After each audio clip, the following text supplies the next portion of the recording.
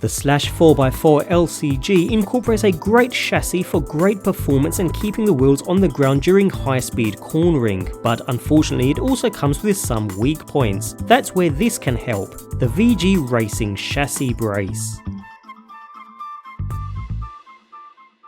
As much as the LCG version of the Slash 4x4 incorporates a nice low chassis with a bathtub-like design carrying the internal electronics, it has little in the way of structural rigidity, other than some triangular supports on the edges, the main structural weakness being at the front end where the chassis narrows and connects to the front bulkhead, which can crack with a hard front end collision. So in order to strengthen the chassis we need to install this, the VG Racing Chassis Brace.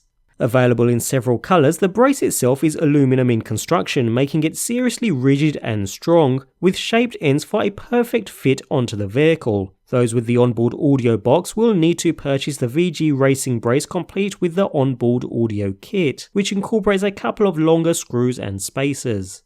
Nevertheless, installation is rather straightforward. Those with the onboard audio box will first need to remove the unit by removing the 2 screws up top, releasing the audio box from its mount, after which we can remove the 2 screws securing the mounting plate to the chassis, now giving us clear access to the chassis below.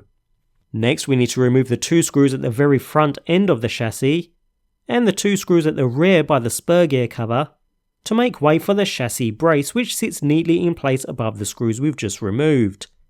I'm leaving my BEC cable running underneath it for a neater setup in this example. Using the 4 screws supplied with the kit, we can now secure the brace down into position, the 2 screws up front, and the 2 on the rear, loosely to start with and then tightening down once all are in place.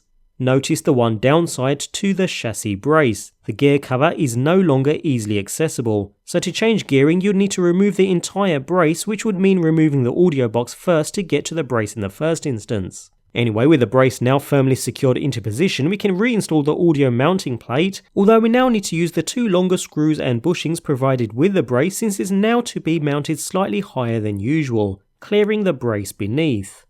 With this in place, the audio box itself is reattached using the original 2 screws, and with that the installation is complete. What we have now is a much stronger chassis design, with that aluminum brace protecting from any flex or cracking of the plastic chassis itself, especially from any head-on collisions. As mentioned, the one downside is with all the extra steps to gain access to the vehicle's gearing, but with that said, the extra strength far outweighs the drawbacks, a much recommended upgrade.